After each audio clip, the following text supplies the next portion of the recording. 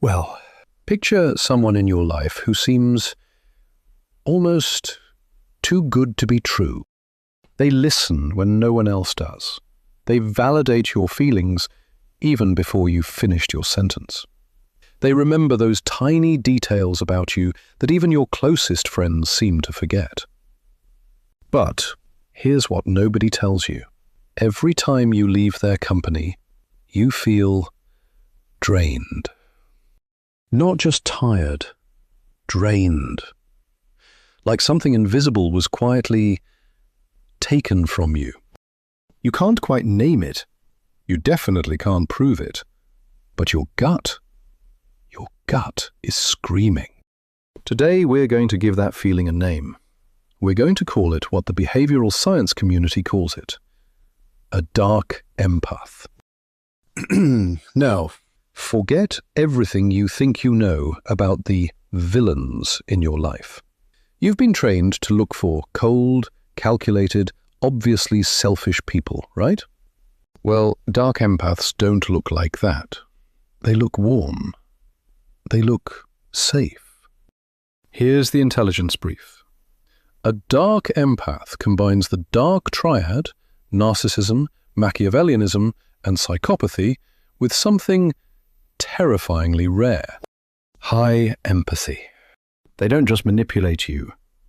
They feel their way into your trust before they do it. That is what makes them the most dangerous personality type you will ever encounter. This is your defensive briefing. Pay attention. Before we talk tactics, you need to understand the engine. Psychologists split empathy into two completely separate systems. The first is affective empathy. That's when you feel what someone else feels. You see them cry and your own chest tightens. The second is cognitive empathy.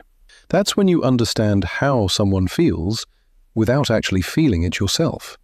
You can map their emotional state, like reading a weather chart.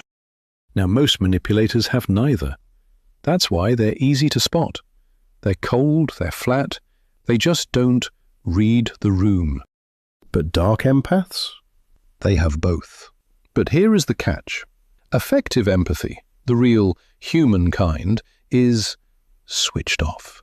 What they have is exceptional cognitive empathy, weaponized. Every conversation is a data-gathering operation. When they ask, "How are you feeling?" honestly, they aren't asking because they care. They are building a behavioral profile. They are cataloging your triggers, your wounds, your fears. Your emotions become intelligence they file away for later use. They validate you, not to help you heal, but to make you trust them with more. Now, let's get into the field tactics. There are three you absolutely must be able to recognize. Tactic 1. The guilt-shifting mirror. A dark empath knows your moral code better than you do. So, when they do something wrong, and trust me, they will, they don't defend themselves.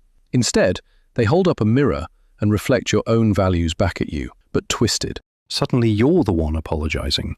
You're not even sure what for, but you feel it. That sick, heavy guilt that belongs to them has been surgically transferred to you. Tactic 2. Professional vulnerability. The reciprocity trap. They open up first. They share a confession, a fear, or a past wound. It feels intimate. It feels brave. But here is the truth. That disclosure was calculated. They gave you a rehearsed vulnerability so that you would give them a real one. Tactic 3. Malignant humor. It starts as a joke, something with an edge. You feel the sting, but they're already laughing, and everyone else is laughing.